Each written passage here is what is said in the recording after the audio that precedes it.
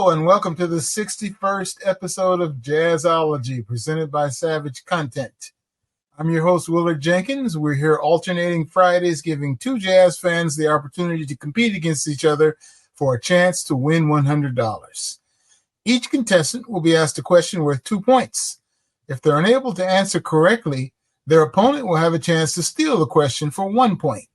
We'll ask 10 questions, and at the end of the 10 questions, the person with the lowest score will get a bonus question for the opportunity to tie the score, no matter how far they're behind in the score. If they're successful, the game will go to sudden death. The person in the lead at the end of regulation will go first, and each contestant will take turns trying to answer the sudden death multiple choice question until we have a winner. And now let's meet this week's contestants.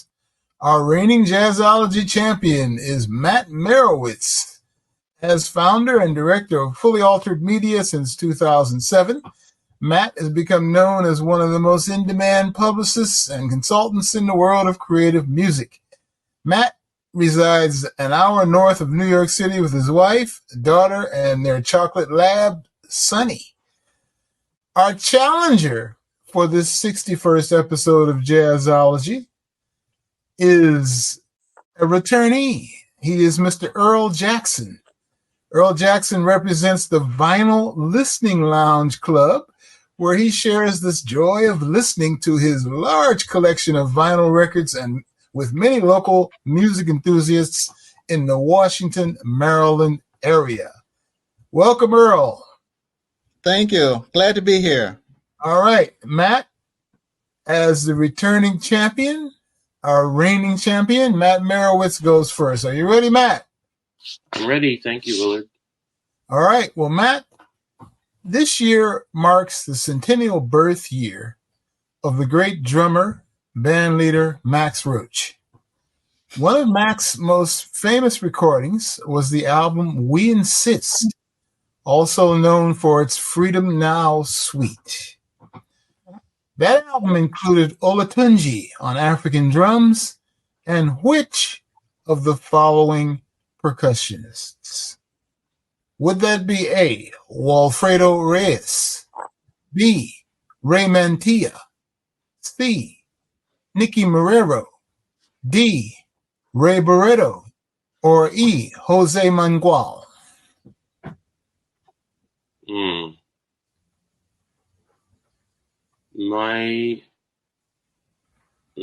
This is hard. Okay,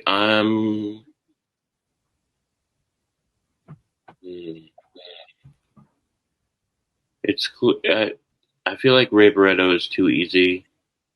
I kind of feel like Ray Mantilla could be, but I also feel like I honestly it's between Ray Mantilla and Ray Barreto, and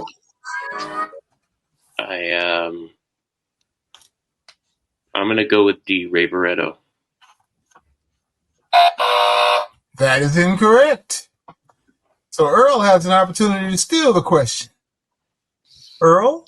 Okay. I was thinking Ray. Hold on. Let me read the question again, please.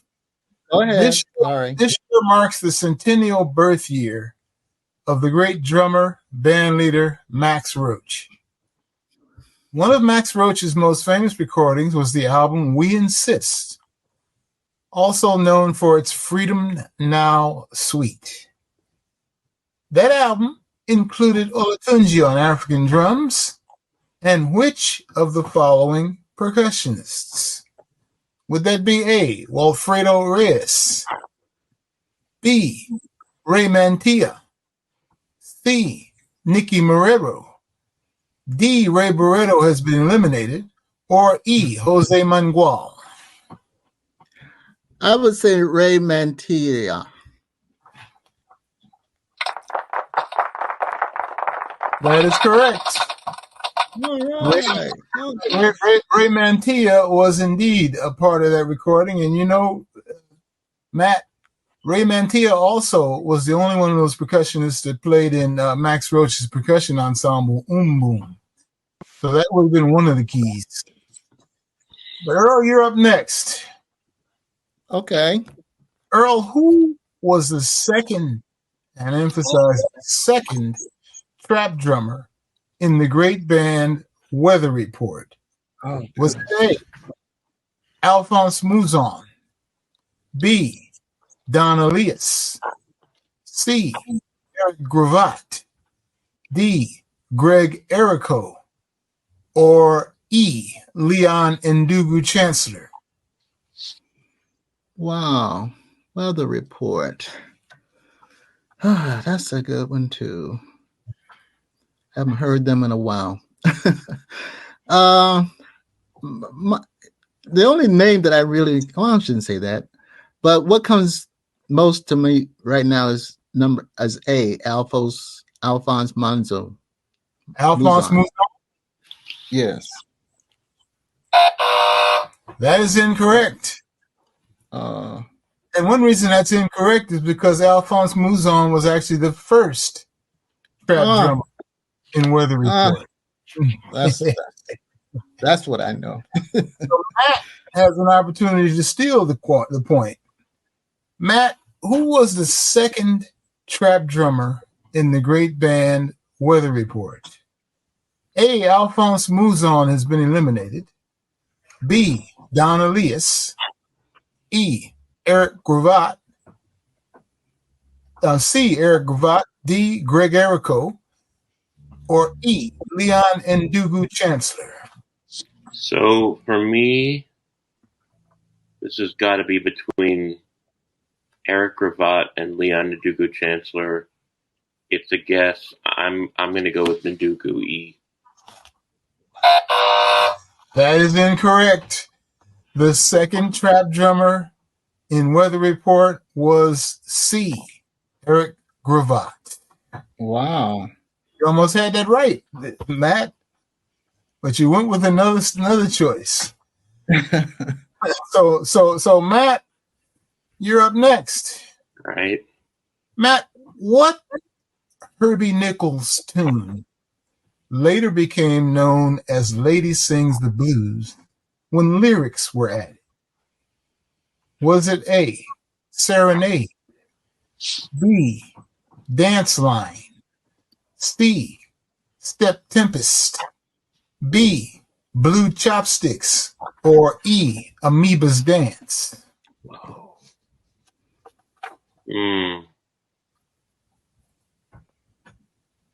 Oh boy. Oh. Deep sigh. There's only one reason. I mean,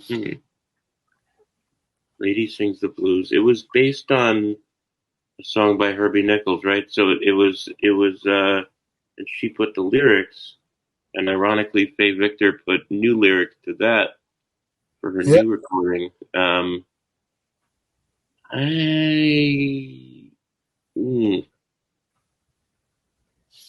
It's hard. This is very hard. The only reason I'm choosing this answer, I don't know some of these other Herbie Nichols tunes, which I should because I just worked on the Faye Victor record, but I'm going to go with C, Step Tempest, because it's the name of the blog of one of my favorite writers, Richard Kamens. That is incorrect. So Earl has a chance to steal the point. And Earl, the pianist and composer Herbie Nichols wrote a number of different pieces, as Matt has recounted. What Herbie Nichols tune later became known as Lady Sings the Blues when the lyrics were added? Was that A, Serenade, Dance Line, C, Step Tempest has been eliminated, D, Blue Chopsticks, or E, Amoeba's Dance?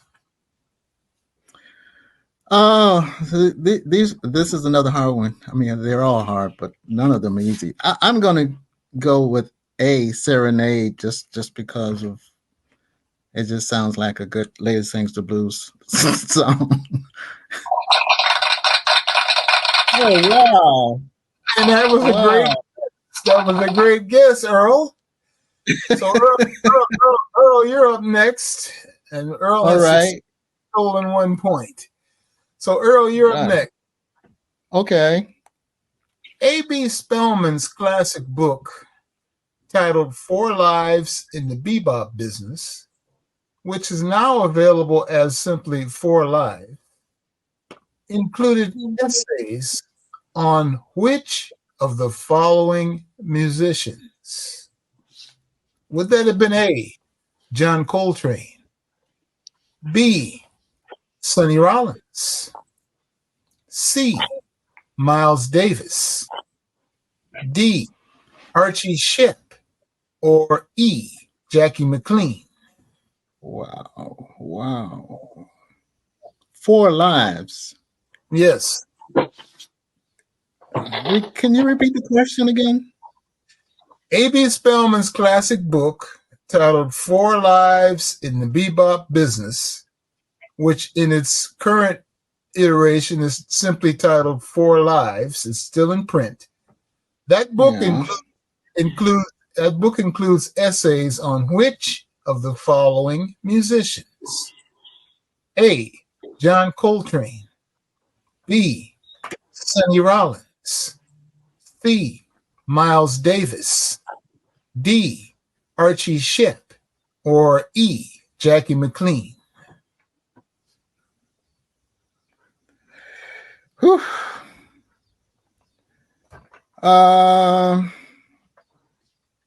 I'm gonna say Sonny Rollins. I just feel that all 5 of them could be in 4 Lives, but I think Coltrane and Davis have been spoken about a lot, so I'm gonna just go with Sonny Rollins as another person to choose.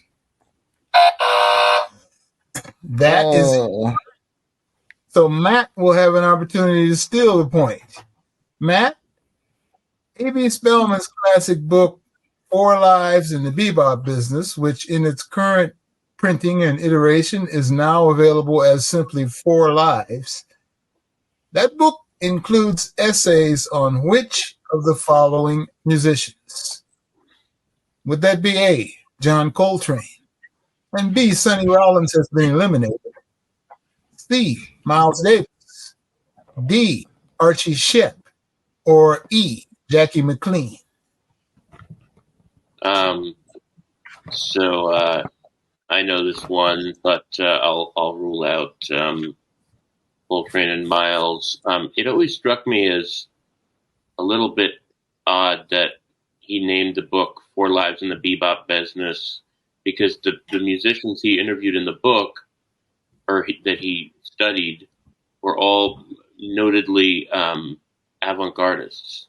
Although the answer to this question could be considered kind of either way, but the answer is E, Jackie McLean.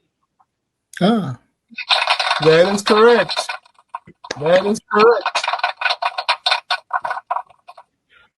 And you'd have to ask A.B. Spellman why he made that determination to call it 4 Lives Bebop Business.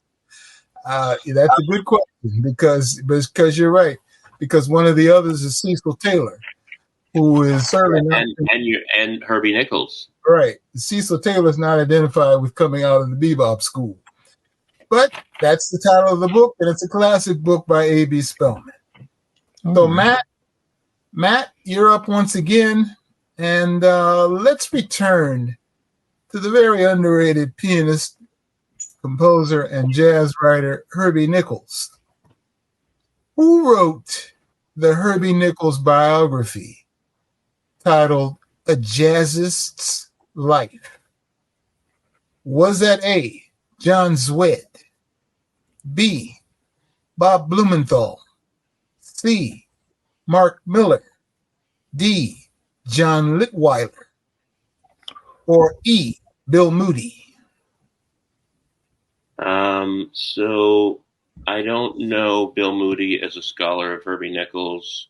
I know him more as a scholar of other cats, more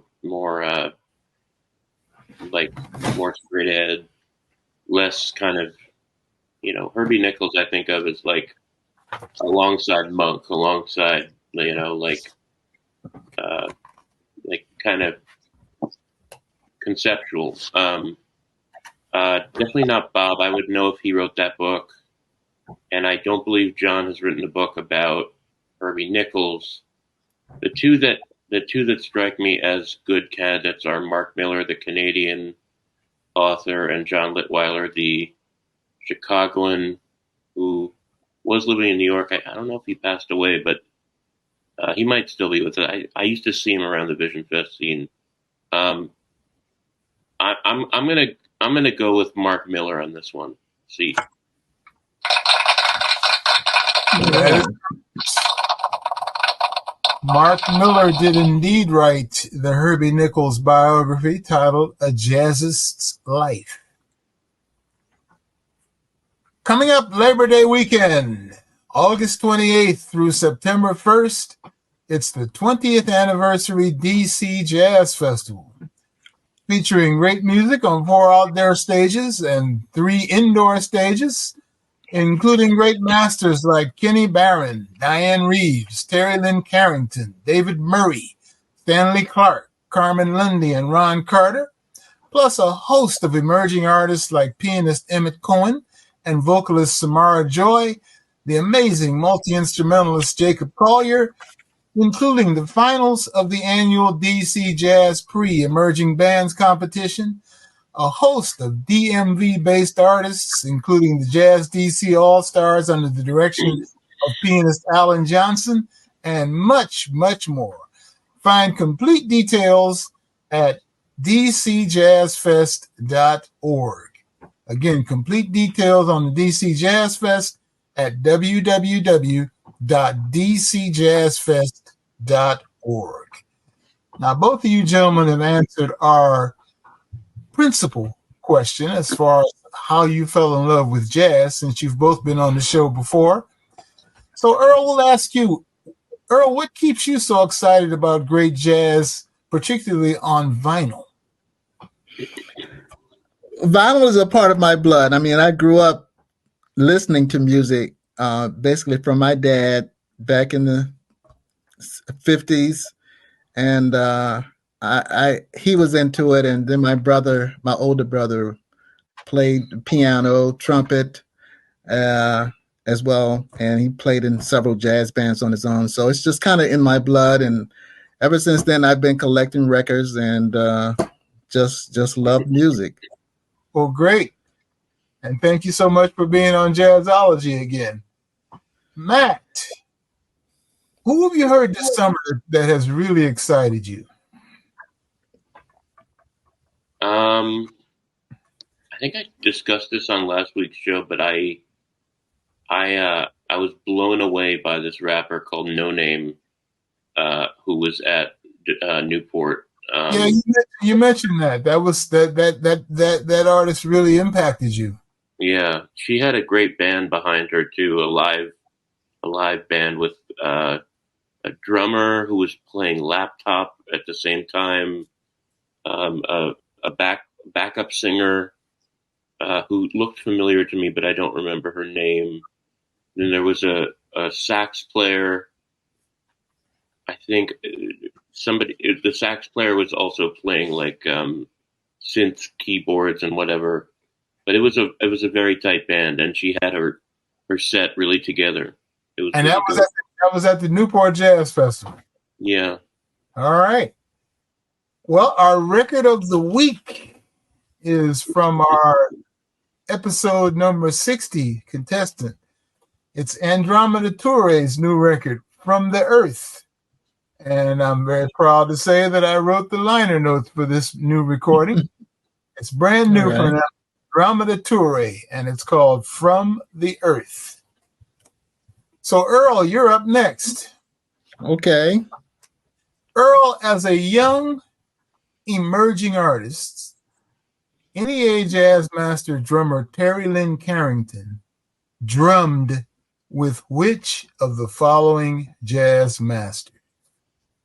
Would that be A, Dizzy Gillespie, B, Stan Getz, C, Wayne Shorter, D, Clark Terry, or E, all of the above? Oh, that's a good question. Terry Lynn Carrington. Oh gosh, I think I remember seeing her when she first came out. I forget what show it was on, some TV show. But anyway, That used to be Arsenio Hall. yes, right. Yes, right. So, saying that and hearing that, she she is a younger person. I will say younger than Dizzy and maybe Stan and maybe, but I'm going to go with Wayne Shorter because she probably would have gotten around to meeting him. Oh, wait, let me back that up. I'm going to say Clark Terry. I think Clark it was Clark All Terry. Matt, that's the incorrect answer. So Matt, as a young emerging artist, NEA Jazz Master drummer Terry Lynn Carrington drummed with which of the following jazz masters? Would that have been A, Dizzy Gillespie, B, Stan Getz, C, Wayne Shorter has been eliminated, D, Clark Terry, or C, Wayne Shorter, D, Clark Terry has been eliminated, or E, all of the above?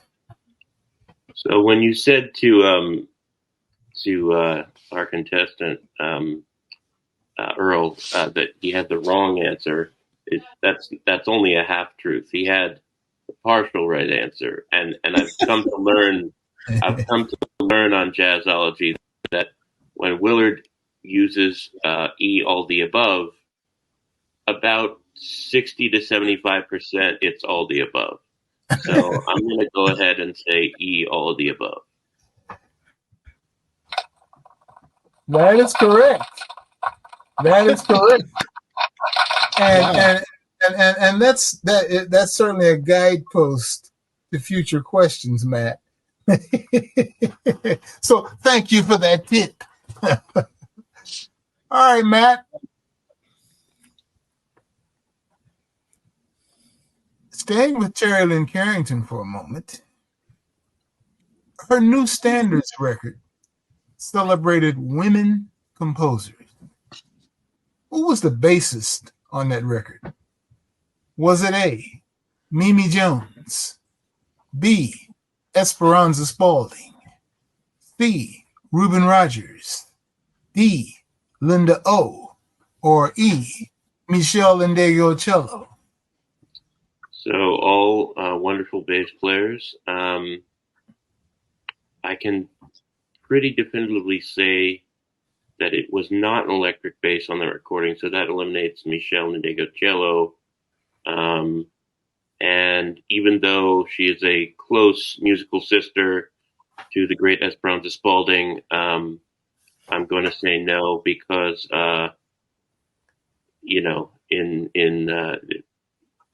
typically, well, I'm just going to say no. And then C, Reuben Rogers, good player, not on that record. Mimi Jones, great player.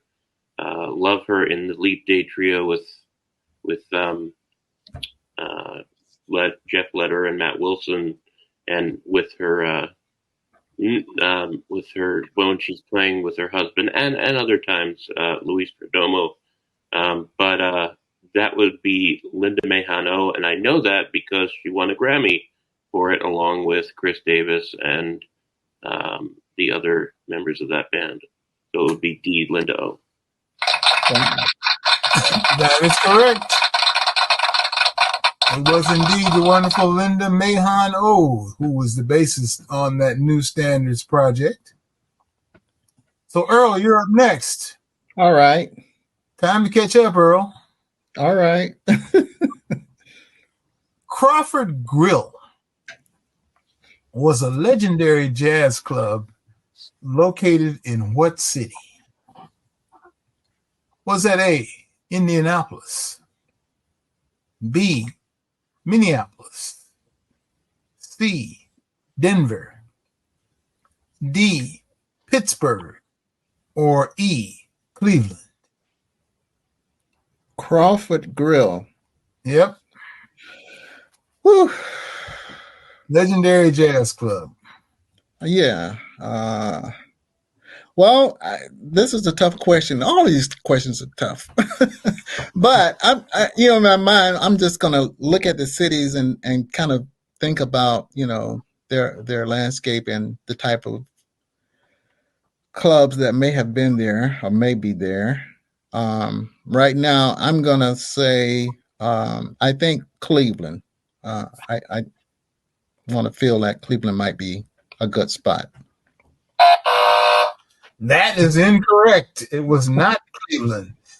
So Matt, with another opportunity to steal the question. Matt, Crawford Grill was a legendary jazz club located in what city? Would that have been A, Indianapolis, B, Minneapolis, C, Denver, or D, Pittsburgh, and E, Cleveland has been eliminated? So I happened to go to college in Pittsburgh, and that's why you had the big smile on your face as the question. I was like, why does he get this one? But, I was lucky to actually perform on the stage of the original Crawford Grill at a jam session led by Kenny Blake, the great tenor and flute player who used to lead the band Cabo Frio and is a graduate of Columbia University. And I met the writer Mike Shanley there that night. He was hanging out with his own saxophone.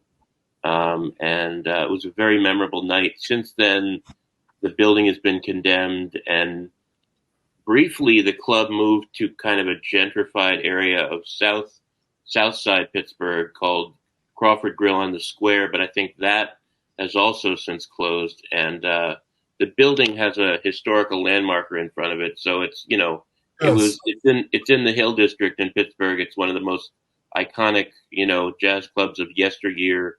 But most people, if you haven't been to Pittsburgh and you haven't studied the records that came out of Pittsburgh or the history of that city, most people wouldn't know that. So, but I happen to know it's D, Pittsburgh. Wow, that's great. It is indeed, and you brought up an excellent point, because Pittsburgh has done a wonderful job of celebrating its jazz history with those markers. Because not only do you see those markers in front of places like the former site of Crawford Grill, but also in front of the house that Art Blakey grew up in front of the house where Ahmad Jamal grew up, and all over the city there is wonderful markers, jazz history markers that Pittsburgh has erected. So kudos to Pittsburgh for remembering its jazz history. All right. So Matt, you're up next. Matt, the bassist Ben Wolf, who has performed with Wynton Marsalis, Harry Connick Jr., Orrin Evans, and Diana Krall, and who recently celebrated his 62nd birthday. Ben Wolf is a native of what city? Is Ben Wolf a native of Philadelphia? B, Baltimore? C, Washington, D.C., D, Providence, Rhode Island, or E, Brooklyn?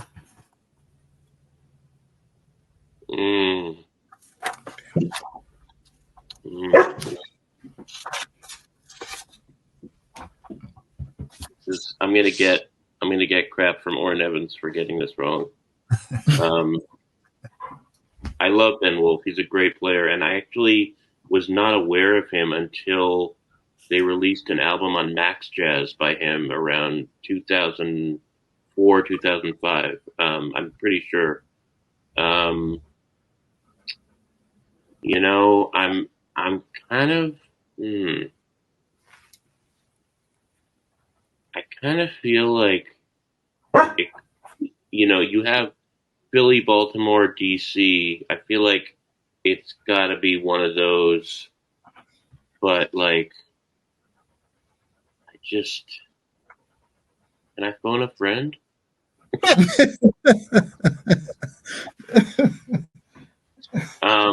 I'm gonna say B, Baltimore. All right. That is correct. Ben Wolf is a native of Baltimore. That's Wow. complete guess, but yeah. All right. Well, the score is racked up pretty high here, but Earl, you'll still have an opportunity to catch up with this next question and with the bonus round. So, Earl, All right. name the great trumpet player whose first music teacher was his older brother, Joe. Was that A, Dizzy Gillespie, B, Chet Baker, C, Woody Shaw, D, Roy Eldridge, or E, Nicholas Payton? Wow. This tells me how much how much I don't know. Oh gosh. Well, I this is really kind of coming out of a guess, a true guess. And I'm going to say Nicholas Payton, only because I've heard of the Payton brothers, and I don't know of any the other artists who would have had brothers who that I would know of. So I'll just go with Nicholas Payton, E. That's incorrect. Matt's got another opportunity to steal another point. Matt, name the great trumpet player whose first music teacher was his older brother, Joe. Was that A, Dizzy Gillespie, B, Chet Baker, C, Woody Shaw, D, Roy Eldridge, and E, Nicholas Payton has been eliminated? So, I mean, this is the hardest question I've ever seen on Jazzology. Oh, really? This is the hardest. Yeah.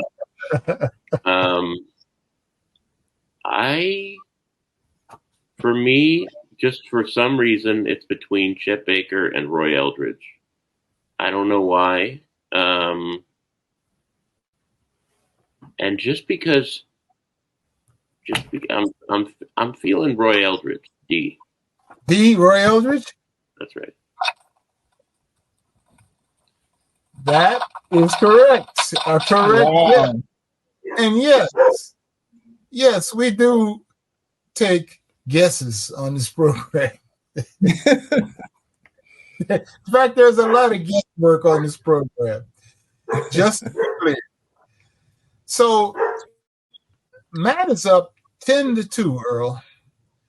But Earl, we have this bonus round opportunity for you to tie the score by correctly answering our bonus round question. Okay. So here you go, Earl. All right.